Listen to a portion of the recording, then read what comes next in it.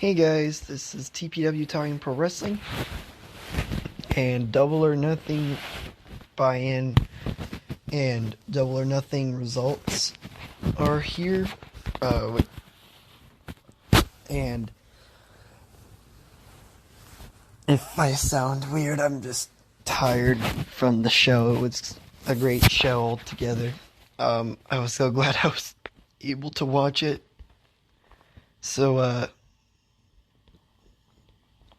anyway, starting things off is the buy-in, which we saw a big trios match take place. The Gun Clubs, Austin and Colton Gunn, and All Ego, Ethan Page, they took on the Hardy Boys and Hook. Austin Gunn and anyway, in this matchup, the Hardy Boys and Hook won by submission with Red Rum from Hook on Ethan Page, transferring Ethan Page's contract to Matt Hardy. Then we had opening ceremonies for the Owen Hart Cup tournament to close out the pre-show, and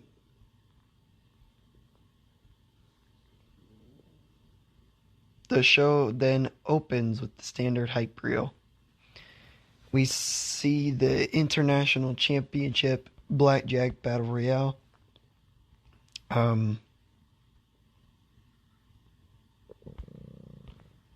Which was a very chaotic battle royale in general.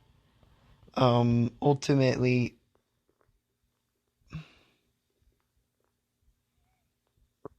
Orange Cassidy retained, eliminating Swerve Strickland to be the one to retain the International Championship. Adam Cole then took on Chris Jericho in an unsanctioned match. Adam Cole won by referee stoppage with the punches, which was a weird finish, but ultimately the matchup was good, so whatever. Then we saw Jay Lethal and Jeff Jarrett take on FTR for the AEW World Tag Team Championships, and Mark Briscoe being the special guest referee. This was a very chaotic match as well. FTR did ultimately win with Big Rig on Jeff Jarrett to retain the tag team championships. Alex Marvez then interviewed Ricky Starks backstage.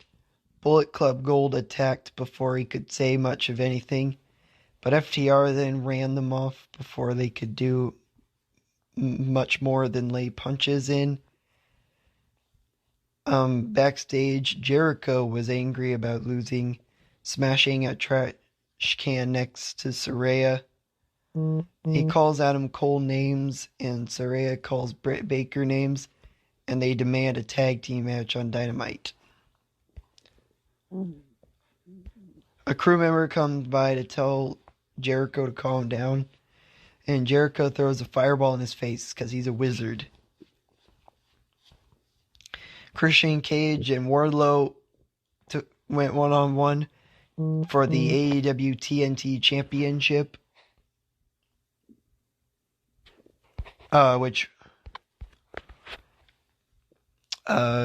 ultimately there was a couple of moments that were pretty whatever, but Wardlow won by retrieving the title to retain the TNT Championship. Then we saw the AEW Women's World Championship on the line when Jamie Hayter looked to defend against Toni Storm. The match was pretty short, but ultimately it was fine because they were talking about Jamie being injured, although it's hard to know if this was real or not. But Toni Storm became the new Women's World Champion with Storm Zero. Then House of Black had their open house rules, open challenge match. So we didn't even know who was gonna fight House of Black at first, but some of us already knew who was gonna take on House of Black, just based on how it was being built up, sort of. Ultimately, the trio that accepted the challenge was the Acclaimed and Billy Gunn. I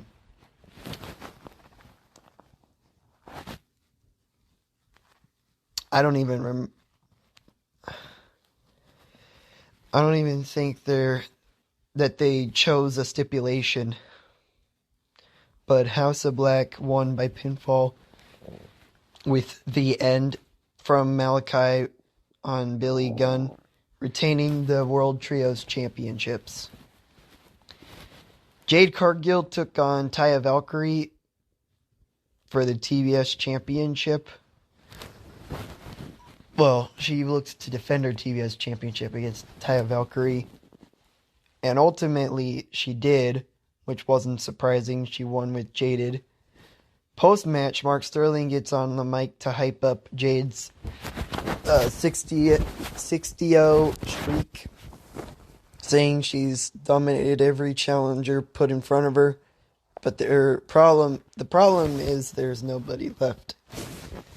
Then Chris Statlander came back, and she's gonna fight Jade Cargill, and that's what happened.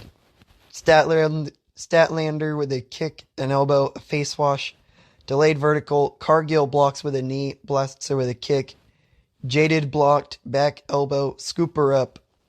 Chris Statlander is the new AEW TBS champion, which was, by golly, that was amazing.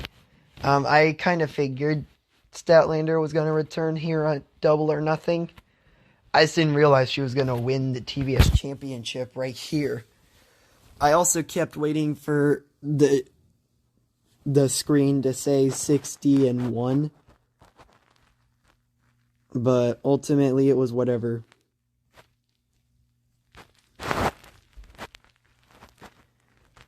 Then we had Darby Allin versus Jack Perry versus Sammy Guevara versus MJF in the Four Pillars match for the AEW World Championship. This matchup was amazing as per usual.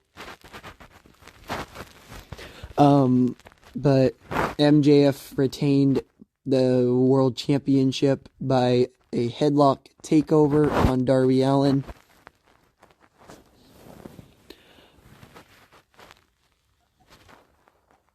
On his way out, MJF then said he needed some real competition and that he's getting bored. Then we saw the main events take place with the Anarchy in the Arena match.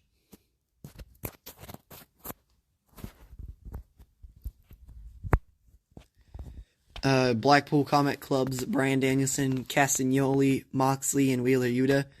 They took on the Elite, Hangman Page, Kenny Omega, and the Young Bucks. Don Callis joined commentary.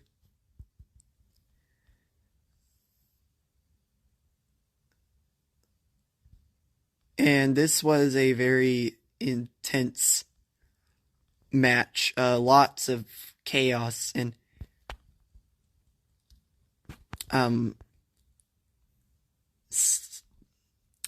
a lot of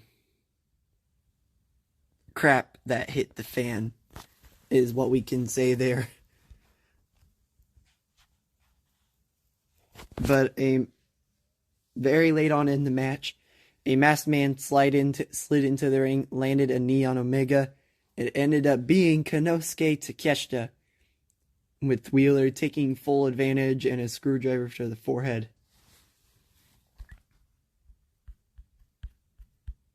And ultimately, this ended up seeing Blackpool Combat Club win by pinfall with a seatbelt pin from Wheeler Yuta on Kenny Omega.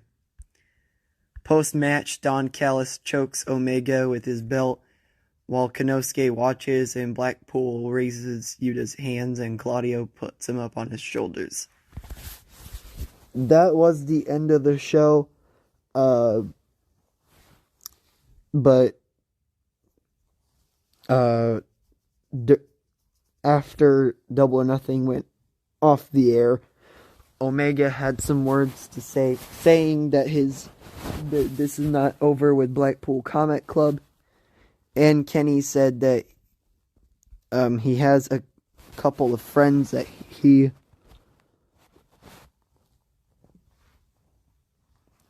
could bring with him. Overall, Double or Nothing was a great show. Lots of great matches. Lots of chaos too, honestly. I guess my only complaint was the Four Pillars match. And even then it wasn't that big of a deal. Because all they were doing, because like in a good chunk of the Four Pillars match, they did a bunch of Canadian destroyers or Code Reds or whatever you want to call it. Which was my only complaint. My other complaint before Chris Statlander showed up and became the TBS champion would have been Jade Cargill retaining. But then Chris Statlander showed up, and I was just happy for that. So, ultimately, Double or Nothing was a great show. There was a couple of moments where I was like, but I will give Double or Nothing easily 5 stars. That was a great show. And I cannot wait for Forbidden Door. I also cannot wait for All In. So, there you guys go. Don't forget to watch on Wednesday. Because Wednesday is the day where I will talk about Collision and how they should book the roster, the titles, etc. So, there you go. That is TPW Talking Pro Wrestling. And I'll see you next time or whatever.